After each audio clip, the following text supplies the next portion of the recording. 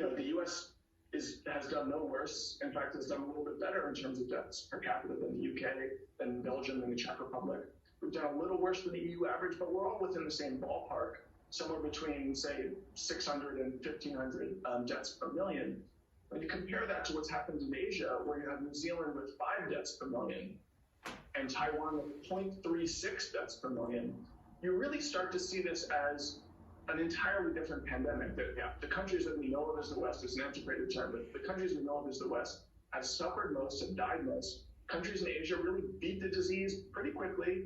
And in the global South, this kind of third experience where there have been relatively high caseloads, but low death totals. And this is one of the real lasting legacies, I think, of the pandemic, which is that all of these countries who thought themselves most, through wealth and medical technology, most capable of defeating a threat like this, because they were so sure that they could do that, didn't do any of the things they needed to do it. And that's the main reason why we're here today. Although, you can point to a lot of particular small-scale policy changes too that we might have handled. We could have handled things differently and done better if we had. This point, I think, is the two things really key to, from your piece to me.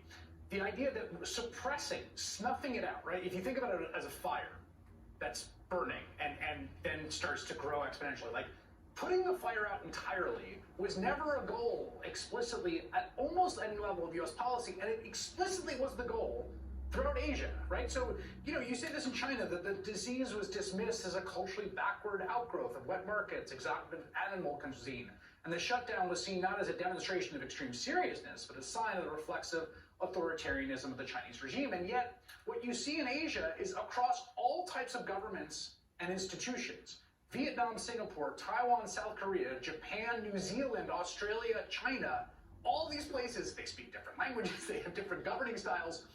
The one thing they did was they said, we are going to suppress it. We're going to actually extinguish the fire. And we just never did that over here. And so we lived with the worst of both worlds for a year, which was kind of shut down and the virus raging like crazy. Yeah, the vaccines tell a bit of a different story. The American experience with vaccines is quite different. And in fact, it's sort of interesting that the countries that did most poorly throughout the pandemic seem to be doing best in terms of delivering vaccines, the US and the UK. But, we really needed to move incredibly aggressively in February and March. And during that time, again, it wasn't just Donald Trump. You had Dr. Fauci saying the disease was a low-risk disease. He called it a minuscule risk. You had Andrew Cuomo talking about the need to socialize, the need for response and lockdown rather than just sort of pushing his state into a more restricted sort of set of behaviors to protect the population.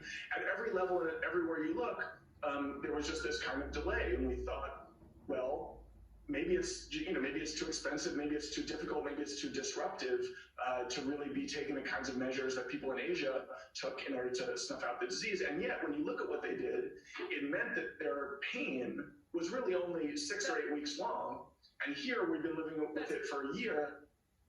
That's what's so crazy is that they both had fewer deaths and they had more net freedom. They got liberty out of it as well. Because in being completely psychos about the lockdowns and the attack, it meant that when that was lifted, people got their lives. I got a video from a friend in Thailand where it's like at a karaoke bar a few months ago. And it's no one in New York, everyone in New York is locked down, and in Thailand it's like, no, we got rid of it. Yeah, they were having huge maskless indoor New Year's parties all across Asia, and that's just New Year's. But they had this under control by the late spring, early summer.